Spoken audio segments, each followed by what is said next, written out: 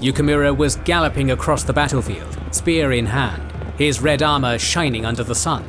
He had taken quite the lead from the rest of the men in his group, determined to be the first to charge the enemy lines and earn eternal glory as the Ichiban Yari, the first spear. As he closed in on the enemy's gunmen, he saw the whites in their eyes. At that moment, he heard the thunderous roar of the arquebuses and felt something like a punch in his abdomen. He did not stop. He could not stop. He charged his horse straight into the enemy lines, and his spear struck true. Warfare was an inextricable part of samurai life, especially during the Sengoku Jidai, the age of civil war, when conflict enveloped not only the warrior class but the entirety of the population. Join us today as we look into the peasant infantry that formed the rank and file of Japanese armies, the elite samurai class, and the basic command structure of a daimyo's army. And if you're a fan of Japanese history, you should watch our series on the Russo-Japanese War and the Pacific War by becoming a patron or YouTube member via our links in the description and pinned comment. You will also be able to watch our series on the fall of Sparta, First Punic War, Italian reunification wars, Albigensian Crusade, history of Prussia, biography of Sulla, Reconquista, World War II North African campaign, Persian Wars, War of Spanish Succession, and much more, alongside other perks. Thanks to our YouTube members and patrons for supporting us. At the very heart of any Sengoku-era army lies the humble foot soldier, the Ashigaru. While less prestigious than the elite samurai warriors, the Ashigaru were far more numerous, making up the bulk of any daimyo's forces.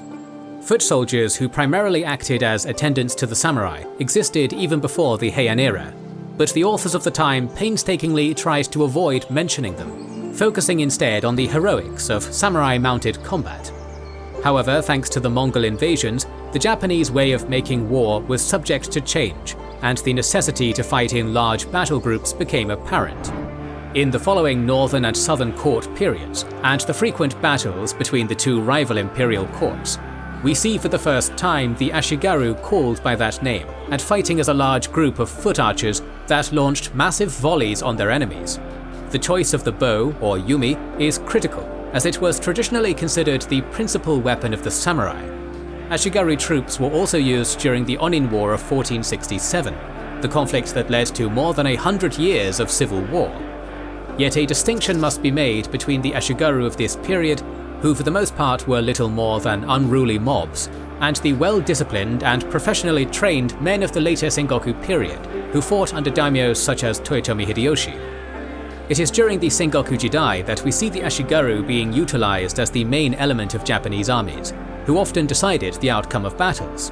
The Ashigaru were recruited from peasants and ji-samurai, who due to their lower economic power compared to bigger and more ancient samurai families, continued to engage in agricultural activities. Because in most cases Ashigaru were farmers that served only part-time as soldiers, most daimyo that relied on them opted for lightning-fast campaigns, so that the men could return to the rice fields. However, some exceptionally wealthy figures could afford the upkeep of a permanent standing Ashigaru army. Surviving records from the later Hojo clan of Kanto show us how Ashigaru recruitment might have worked. All men of fighting age in the daimyo's domain would have to register themselves and generally be prepared for the call to arms. When war came, each samurai was supposed to provide a certain amount of men based on his wealth, which conveniently was measured in koku, the amount of rice a man could eat within a year. So, by knowing the amount of koku his fief produced, a samurai would know more or less how many men he had available in the manpower pool and how many he had to recruit. The koku was also the unit by which most Ashigaru were paid by their lords in exchange for their military service. Generally, it was enough to support a family of 5 or 6, but as expected, wealthier lords were willing to pay more. As most peasants could not afford a complete set of armor, their gear consisted of mostly the basics: a chest piece called do, the kuzuzuri skirts, and the famous metal war hat, the jingesa. Their panoply was often called okashi gusuku, or lone armor, for the daimyo usually provided it. The breastplate and the jingesa were often decorated with the daimyo's clan emblem, the mon, which, together with the sashimono, a small banner worn on the back of the cuirass, were used to tell friends from foes on the battlefield. The Ashigaru's offensive arsenal consisted of various weapons, but most often they were armed with spears, swords, bows, and later matchlock firearms. These weapons were ideal for them as they took advantage of the numbers and the tight unit formations the Ashigaru fought in. It is not hard to imagine that the volume of fire these men provided, either using a longbow or an arquebus, was essential to the outcome of any given battle, especially since the better trained samurai of this era had switched from being mounted archers to fighting as mounted spearmen. Swords, while not absent from the battlefields, were not a primary weapon as Hollywood or video games would lead the general public to believe. As for the spear, it was also an easy weapon to use in tight formations. Cheap and quick to manufacture in large numbers, it provided greater reach than other polearms, and when used in great numbers, a wall, which the Japanese called yari fusuma or spear blanket, could be formed. Oda Nobunaga, one of the greatest daimyo of his time, famously equipped his spearmen with longer spears in reaction to the belief that the peasants of his province, Owari, were physically weaker than others. Though signs of longer spears actually predate Nobunaga, and virtually every daimyo equipped his troops with the nagae yari, he equipped his men with much longer spears of around 5.6 meters. But it wasn't the long spear that would make the Ashigaru of the Oda clan famous, but rather their enthusiastic adoption and implementation of firearms. A popular tale from the Sengoku period tells us that the young Oda daimyo once stunned his future father-in-law and lord of Mino province, Saito Dosan, by parading 500 arquebusiers in front of him. Nobunaga was not the first to use European-inspired firearms. That distinction belongs to the Shimazu of South Kyushu, but it is likely he invented volley fire, using it as early as 1554 at the siege of Mereki Castle. However, the militant monks of the Nagashima Ikuiki used similar tactics.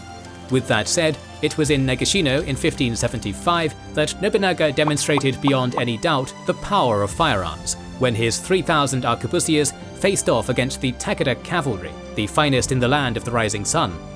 Traditionally, it is believed that during this battle, Nobunaga used a 3-rank rotation volley system, though this view has been challenged. But whether the Ashigaru fired by rank or discharged their guns en masse, the result was that the famous Takeda charge was broken. It wasn't the total massacre movies often depict, but the cavalry lost much of its momentum, making it easier for the supporting spearmen to shoulder the charge. Arquebuses would, from then on, become a staple in Japanese armies, and thousands of Ashigaru armed with matchlocks would take part in the 2 invasions of Korea, where they would indeed use volley tactics as documented by both Joseon and Ming sources. The end of the Ashigaru was rather unceremonious, and quite ironically, it came from a man who rose from that background to the rank of imperial regent, Toyotomi Hideyoshi. His sword hunts disarmed the peasant population, while his edicts, which the Tokugawa shogunate also continued, froze social movements in Japanese society. This presented a choice to the thousands of Ashigaru of that time. They could become lower members of the samurai caste, or give up the sword and return to being full-time farmers, but not both. In terms of numbers, the Ashigaru constituted the majority of Sengoku armies. Still, the samurai were by far the better trained and better equipped soldiers, and of course those that occupied most, if not all, commanding positions. As part of a warrior class, their entire lives, especially during a time of civil strife, revolved around war. So, unlike the foot soldiers, who were also part-time farmers, they spent most of their days focusing on training and other military affairs, providing their wealth allowed it. In the past, the preferred samurai way of fighting was that of the mounted archer, but the breeding of stronger horses and the enlargement of armies during the North and South Court Wars and the Onin War shifted their weapon of choice from the bow, the yumi, to the spear, the yari. The longbow, as we have seen, was placed in the hands of the foot soldiers, who, thanks to their numbers, could output a greater volume of fire. Taking advantage of the stronger horses, the samurai steadily became mounted spearmen, who preferred to charge their enemies. This tactic reached its pinnacle with Takeda Shingen, one of the greatest commanders of the period. Despite its effectiveness, the cavalry charge's impact, due to the relatively small size of the horses, was not so strong as to win the battle on its own, and mounted assaults were accompanied by Ashigaru and dismounted samurai for a complete breakthrough. Unlike the Ashigaru, who, due to their lower status, couldn't afford a complete set of armor, the samurai, who constituted the social elite, would enter the battle well protected. During the Sengoku Jidai, we see the development and usage of the so-called Tosei Gusuku, the modern armor, contrary to the previous Kamakura and Muromachi era styles, such as the Oyuroi and Domaru, which were of lamellar construction using small scales known as kozani. The Tosei Gusuku was made of solid plates. Of the various styles developed during the Sengoku era, perhaps the most iconic is the Okugawa Do, where the breastplate was made from horizontally or vertically riveted lames. Beyond this, there were also exotic cuirasses made resembling late European armor, called Nanban-do. Suspending from the do were the kusazuri, the iron skirts that protected the lower body and upper legs, which most often appeared in sets around 8 tassets, with each row having 4 or 5 lames held together with lacing. Of course, variations existed in either the number of tassets or lames depending on what the owner wanted and could afford. Naturally, no torso armor could be complete without the sode, the large rectangular pieces that protected the shoulder. The sode of the more ancient armor, such as the Oyuroi, were quite iconic due to their size, but by the 16th century they had become smaller and had a tighter fit to the body. Like the kusazuri, they were also made of lames that used lacing to hold them in place. Other pieces of the basic armor set, armored sleeves that extended from the shoulder to the first knuckle, the haidate and the suniate, which were the thigh and shin guards. In addition, there was of course the kabuto, the helmet. While many designs existed, the most numerous helmets were made by combining 3 or 4 plates and also having them hang from the rim of the kabuto. There was a nape guard, the shikoro, which was made similarly to the kusazuri and sode, of horizontal lames held together by cords. Naturally, when looking at a samurai's helmet, one cannot help but notice the tatemono, the impressive decorative crest, which in some cases is truly a work of art. Finally, protection for the head would be completed by using a face mask that could cover either part or all of the face and was secured with the help of the helmet's chin cord and small hooks. The offensive arsenal of the samurai was not that different from the Ashigaru. Spears were generally favoured, as well as other polearms like the naginata, though its popularity was not as great as it once was. Of course, the sword was still part of every samurai's life, even if its place on the battlefield was secondary. Finally, his ranged arsenal consisted of the longbow. Generally speaking, the samurai would individually be a better archer than an Ashigaru, since he trained on the bow from childhood. The same could be said of a samurai's ability with the newly arrived firearms as well. We have already said that each samurai was tasked with providing a certain number of men. Still, it is easily understood that such organization was inadequate in the grander scheme. Indeed, a daimyo's army needed a more complicated command structure. Naturally, at the top of the hierarchy sat the daimyo, assuming the role of the sotaisho, the commander-in-chief, and commanding directly through his own personal guard and brigade, the hatamoto. Trusted retainers and allies would assume the position of the taisho generals of the fighting units. They were called samurai taisho and ashigaru taisho if they commanded samurai or foot soldiers respectively. Taisho commanded a roughly regiment-sized formation called sonae of 300 to 800 men, which was a small army in its own right. The sonae were further divided into smaller units, called kumi, formed based on the weapon speciality of the men that comprised the formation. For example, teppugumi, yarigumi or yumigumi. Each kumi was commanded by a kumigashira and was also divided into smaller platoons that were led by a kogashira for battlefield flexibility.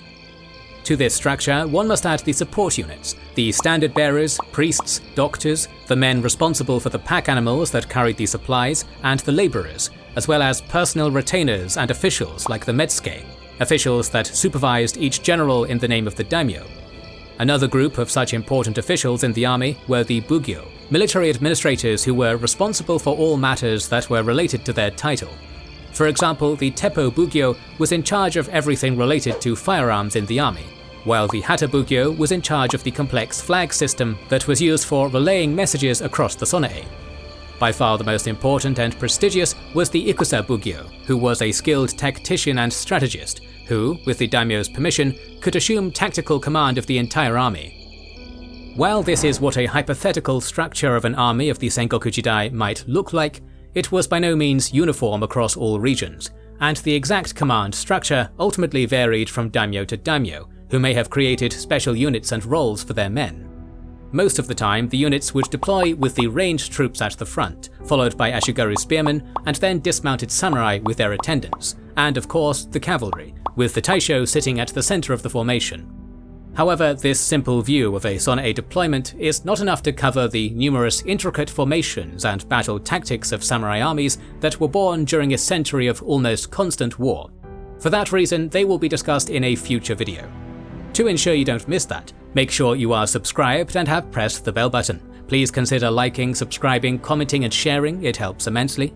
Recently, we've started releasing weekly Patreon and YouTube member exclusive content.